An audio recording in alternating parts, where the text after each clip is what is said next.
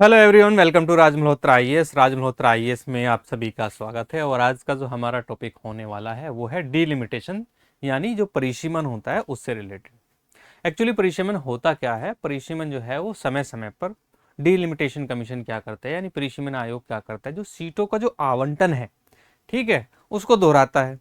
तो उसी को लेकर, क्योंकि अब जो है डीलिमिटेशन होगा आगे चल के, उसके लिए जो प्रधानमंत्री की आर्थिक सलाहकार परिषद होती है, जिसको हम economic advisory council to the prime minister कहते हैं, उसने यहाँ पे एक वर्किंग पेपर यानी एक कार्य योजना जो है वो दी है।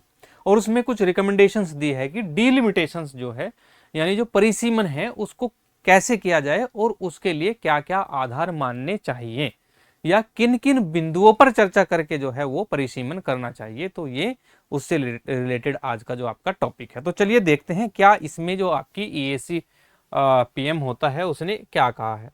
तो इसमें सबसे पहले उन्होंने कहा है कि जितने भी लार्ज स्टेट हैं, लार्ज स्टेट जैसे उत्तर प्रदेश है, मध्य प्रदेश, केरल, कर्नाटक वगैरह, ये तो इनकी जो सीटें हैं उनमें हमें 50% नंबर ऑफ जो सीट्स हैं उनका 50% एनहेंस कर देना चाहिए। और उसके लिए जो डेटाबेस सेट लेना है, डेटा सेट जो लेना है, वो आपका वर्ष 2009 से लेकर 2024 तक जो हमारे चुनाव हुए हैं, जो हमारे जनरल इलेक्शन हुए हैं, जनरल इलेक्शन आप समझते ही होंगे, जिनको हम आम चुनाव कहते हैं। तो जनरल इलेक्शंस में जो लोकसभा सीट हैं, ठीक है, उनको जो है हमें लेना है इसमें। यानी लोकसभा सीटों के लिए हमें जो डेटा सेट तैयार करना है वो वर्ष 2009 से लेकर वर्ष 2024 तक इसमें बताना है।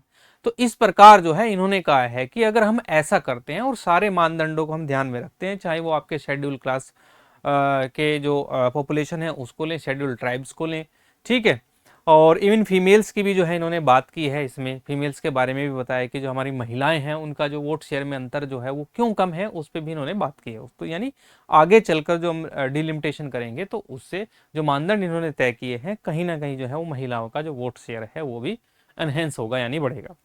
ठीक है, तो ऐसे करके इन्होंने जो संख्या बताई है वो बताई है 824, यानी जो है पूरे देश में जो लोकसभा सीटें हैं वो कितनी हो जाएंगी? 824। ठीक है, तो 824 सीटों का जो है इन्होंने अपना आकलन इसमें दिया है। अब अगर ऐसा ये हम करते हैं, या परिसीमन आयोग अगर ऐसा करता है, डिलिमिटेशन करता है, तो सीटें कैसे हो जाएंगी, इसको हम ऐसे समझते हैं। जैसे केरला में अभी जो सीटें हैं हमारी वो कितनी है? वो 20 सीट है। ठीक है, 1 सेकेंड। तो ये जो 20 सीट है हमारी, अगर 20 का 50% ले वो होता है 10, यानी 10 सीटें इसमें एनहेंस होगी, तो केरला में हो जाएगी 30 सीटें। ऐसी ही सबसे ज्यादा सीटों की जो संख्या है वो आज भी आपकी कहां पे है? वो उत्तर प्रदेश में है। ठीक है, तो उत्तर प्रदेश चूंकि ये बड़ा स्टेट है तो इसमें 80 लोकसभा सीटें हैं, और 80 का आधा होता है 40, और 40 को अगर हम बढ़ाएंगे तो वो कितनी हो जाएगी? 120 हो जाएंगी। तो ऐसे जो सीटों की संख्या है वो बढ़ा देनी है, तो 120 सीटें हो जाएंगी। ऐसे तमिलनाडु की हम बात करें 39 से 59 हो जाएंगी। तो ये हमें इसमें ध्यान रखना है। तो इन्होंने मानना है कि जो बड़े स्टेट हैं उनका क्या करना है कि उनमें हमें 40% इजाफा करना चाहिए। ठीक है, तो ये बताया है।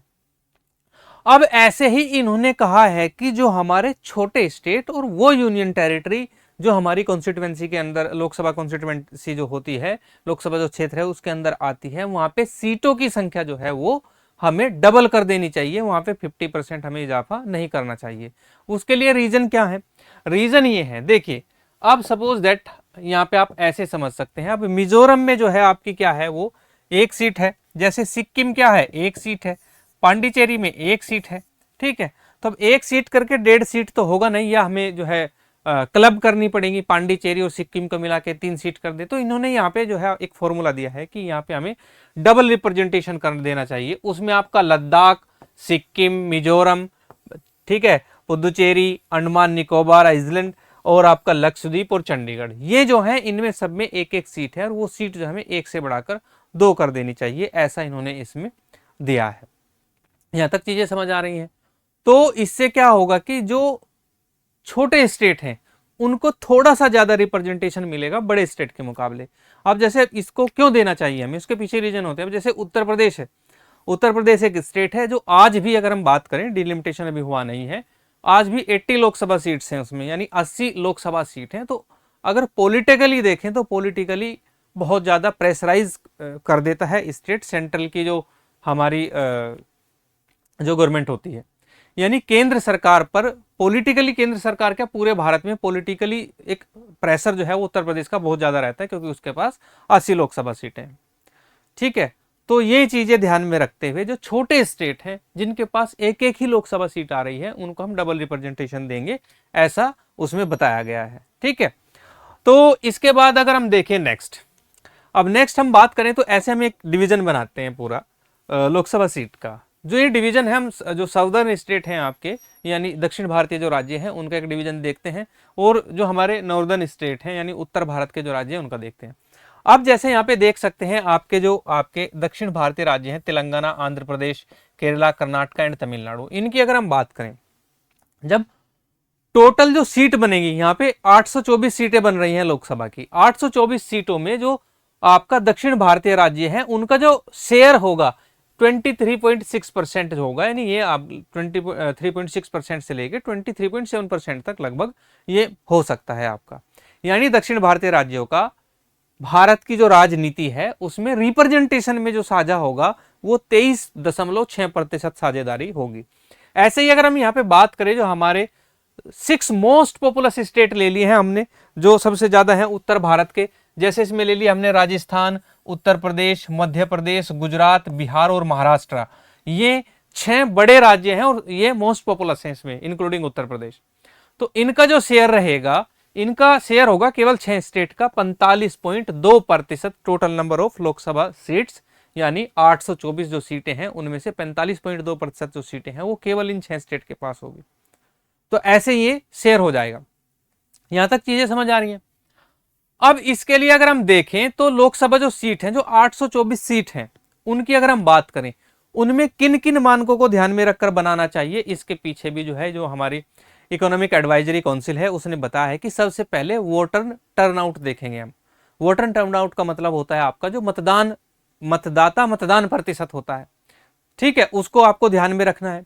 साथ ही मतदान प्रतिशत में इन्होंने कहा है कि जो फीमेल का जो प्रतिशत है, जो फीमेल का वोट शेयर डिफरेंस है, यानी मतदान प्रतिशत अंतर जिसको हम बोलते हैं, वो बहुत कम होता है। क्योंकि आप देखते ही हैं कहीं ना कहीं पूरे भारत की अगर हर कॉन्स्टिट्यूएंसी में देखें, जो महिलाओं का जो मतदान है वो कम होता है पुरुषों की अपेक्षा। पुरुष जो है, जो आपका वोट परसेंटेज है वो ज्यादा रहता है, और महिलाओं का क्या रहता है, वो कम रहता है। तो इसको भी ध्यान में रखते हैं वोटर टर्नआउट को लिया है कि हम ऐसे जो है सीटों का आवंटन करें कि फीमेल्स का जो वोट शेयर है वो बढ़े, वो फीमेल का वोट शेयर कम न हो।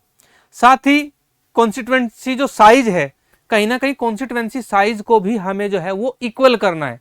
अभी आप देखेंगे कि बहुत सारी कॉन्स्टिट्यूएंसी ऐसी बनी हुई है, परिसीमन आयोग ने बनाई हुई है पहले ही, कि जैसे कि उत्तर प्रदेश की बागपत कॉन्स्टिट्यूएंसी है, उसमें जो है लगभग 7.5 लाख मतदाता है, ठीक है, यानी 7.5 लाख वोटर्स हैं। वहीं अगर आप कोई बड़ी कॉन्स्टिट्यूएंसी जैसे कि मुजफ्फरनगर एक कॉन्स्टिट्यूएंसी है, या आप गाजियाबाद उसके साइड में कॉन्स्टिट्यूएंसी ले लें, वहां जो है 20 लाख के करीब मतदाता है। तो ऐसे कॉन्स्टिट्यूएंसी का साइज भी हमें ध्यान रखना है, ठीक है, उसमें ये चीजें रखनी है। तो दूसरा जो इन्होंने बताया है कि हमें कॉन्स्टिट्यूएंसी के साइज को जो है ध्यान में रखते हुए सीटों का वितरण करना है और ये चीजें बनानी है। साथ ही क्या होता है कि जो प्रोपोर्शन ऑफ अर्बन पॉपुलेशन और रूरल पॉपुलेशन दोनों को ध्यान में रखते हुए जो है ये चीजें बनानी है कि अर्बन पॉपुलेशन का कितनी हिस्सेदारी रहती है, रूरल पॉपुलेशन की कितनी हिस्सेदारी रहती है। मोस्टली क्या देखा जाता है कि जब लोकसभा कॉन्स्टिट्यूएंसी की सीट तैयार होती है तो अर्बन पॉपुलेशन का शेयर बहुत कम रहता है। जैसे किसी सिटी के नाम पे ही बना देते, जैसे चंडीगढ़ क्या है, कॉन्स्टिट्यूएंसी है, तो यहाँ पे क्या है, अर्बन पॉपुलेशन ही है सारी, तो यहाँ पे तो सारी अर्बन पॉपुलेशन है। लेकिन वहीं अगर आप उत्तर प्रदेश, बिहार और मध्य प्रदेश के किसी छोटे से डिस्ट्रिक्ट में जाएंगे तो डिस्ट्रिक्ट का साइज छोटा होता है और उसके आसपास होते हैं कम से कम 300-400 गांव, तो उनका पॉपुलेशन ज्यादा हो जाता है। तो अर्बन पॉपुलेशन को भी जो प्रोपोर्शन है, यानी आपका शहरी जो रेशो है, जो अनुपात है, वो हमें यहाँ पे ध्यान में रखना है।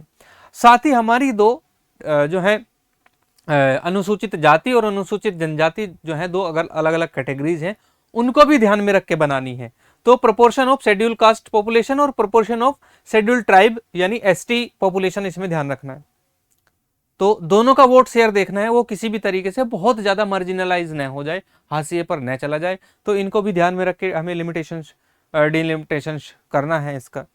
और साथ ही इन्होंने जो कहा है कि जो भारत की लिंग्विस्ट डाइवर्सिटी है उसको ध्यान में रखना है डाइवर्सिटी बनी रहे, कहीं लिंग्विस्टिक जो पोलराइजेशन है यानी जो भाषाई ध्रुवीकरण है वो नहीं होना चाहिए कि एक कॉन्स्टिट्यूएंसी में एक भाषा के लोगों का बोलबाला हो और एक भाषा जो है कम है, डाइवर्सिटी बना के रखनी है। ये चीजें इसमें बताई हैं। सो गाइज, आज की जो इन्फॉर्मेशन है बस यही थी।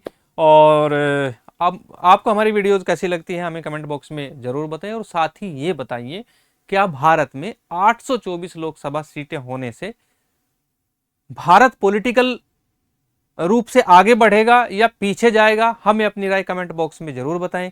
क्या 824 जो सीटें हैं अगर बनती हैं वो भारत की राजनीति में स्थिरता लेके आएगी या भारत की राजनीति में कुछ नया लेकर आएगी, इसके लिए जो है आपको कमेंट बॉक्स में अपनी राय देनी है। और आज के लिए इतना ही, अब मुझे दीजिए इजाजत। धन्यवाद।